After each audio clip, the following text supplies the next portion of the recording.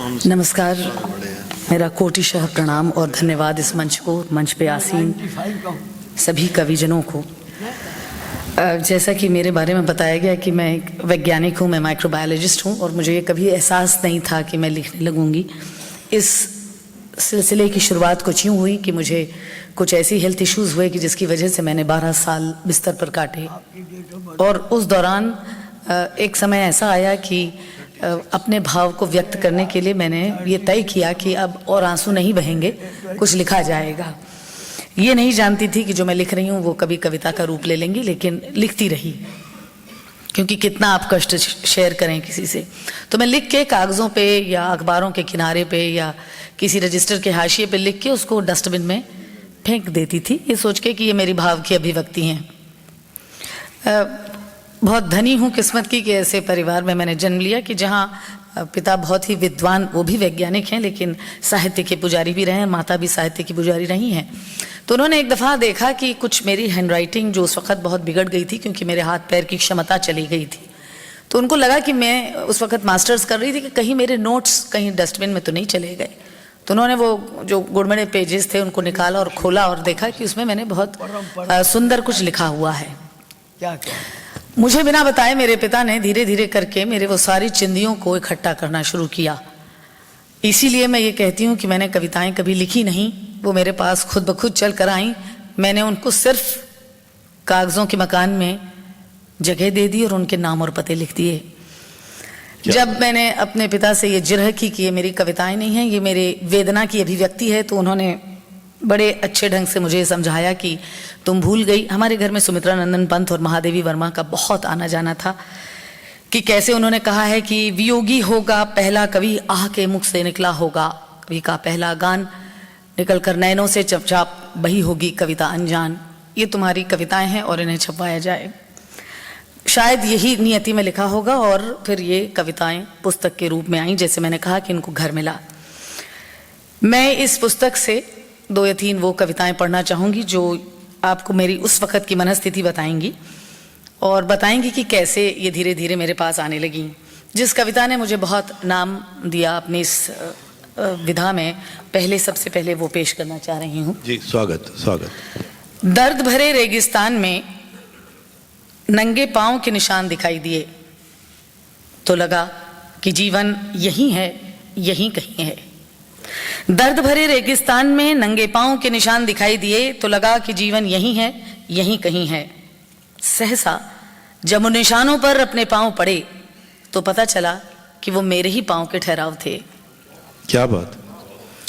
जिंदगी इसी मरुभूमि से तो पहले भी गुजरी थी, जिंदगी इसी मरुभूमि से तो पहले भी गुजरी थी। तो क्या यह ठहराव था या फिर मेरा जीवन उन्हीं वीथियों में अब भी भटक रहा है जहां रेगिस्तान में सिर्फ तपते पैरों के निशान थे। क्या बात, क्या बात। उस समय की ही एक अवस्था ये भी थी। दूर तक जिंदगी की तलाश में भटकती आंखें। मैं बहुत दफ़ा जिंदगी को ढूंढने की कोशिश करती थी क्योंकि बहुत नाउम्मीद हो चुकी थी। दूर तक जिंदगी की तलाश में भटकती आंखें, धूप से तपते रेगिस्तान में पानी तलाशती आंखें। सफर में साथ चलते एक जोड़ा पैर के निशानों को ढूंढती आंखें। एक दरख्त तो था यहीं कहीं, ठंडे साई की तलाश में भटकती आंखें। इसी दौरान फिर एक समय ऐसा आया जब मुझे मेरे गुरु मिले डॉक्टर BK सायंगर, और उन्होंने मेरा योग के ज़रिए उपचार करना शुरू किया और इसीलिए मैं आज अब एक योग का बहुत बड़ा सेंटर चलाती हूँ, योगाभ्यासी हूँ। उस दौरान एक कविता की और उत्पत्ति हुई जिस पे बहुत सारा काम हुआ और गाने बने, तो मैं वो ज़रूर आपके सामने पेश करना चाहूँगी। वो एक बहुत ही सुंदर कविता बन के निकली। स्वागत। इस कविता का नाम है अपना गांव और मुझे यकीन है कि आप सब इससे बहुत जुड़ेंगे। मैं अपने गांव जाना चाहती हूँ, मैं अपने गांव जाना चाहती हूँ। जाड़े की नरम धूप और वो छत का सजीला कोना, नरम गरम किस्से, मूंगफली के दाने और गुदगुदा बिछौना। मैं अपने गांव जाना चाहती हूँ। धूप के साथ खिसकती खटिया, किस्सों की चादर व सपनों की तकिया। मैं अपने गांव जाना चाहती हूँ। दोस्तों की खुसफुसाहट, हंसी के ठहाके, यदा कदा अम्मा और जिज्जी के तमाशे। क्या बात। मैं अपने गांव जाना चाहती हूँ। हाथों को बगलों में दबाए, आंच पर चढ़ा चाय का भगोना। हाथों को बगलों में दबाए, हाथ पर चढ़ा चाय का भगोना। सब बातों में गुम हैं, सब बातों में गुम हैं, कोई फर्क नहीं पड़ता किसी का होना न होना। फिर भी भूल नहीं पाती जाड़े की वो नरम धूप और छत का सजीला कोना। क्या बात। मैं अपने गांव जाना चाहती हूँ। क्या बात। बहुत धन्यवाद। कुछ दो लाइनें जो जन्मी और मेरे पास जाने कैसे भटकते आ गई और बस जगह पाली। ये हमें मालूम है कि तुम हमारे कुछ भी नहीं, ये हमें मालूम है कि तुम हमारे कुछ भी नहीं, पर हमें भुला भी दो ऐसी भी कोई बात नहीं। अब ये जो बंद दरवाजे पर खड़े होकर हमने पुकारा था तुम्हें। बंद दरवाजे पर खड़े होकर हमने पुकारा था तुम्हें। दरवाजा खोल ही देते, लगता कि मुलाकात तो हुई। क्या बात। क्या बात। वहीं रास्ते में बैठकर मुझसे बात कर लेना, मैं ना मिलूं तो मेरा साया साथ कर लेना। क्या बात। क्या बात। नाविक बनने से बेहतर है कि कश्ती बन जाएं। नाविक बनने से बेहतर है कि कश्ती बन जाएं, खुद को डुबोएं पर दूसरों को पार लगाएं। क्या बात है। वाह।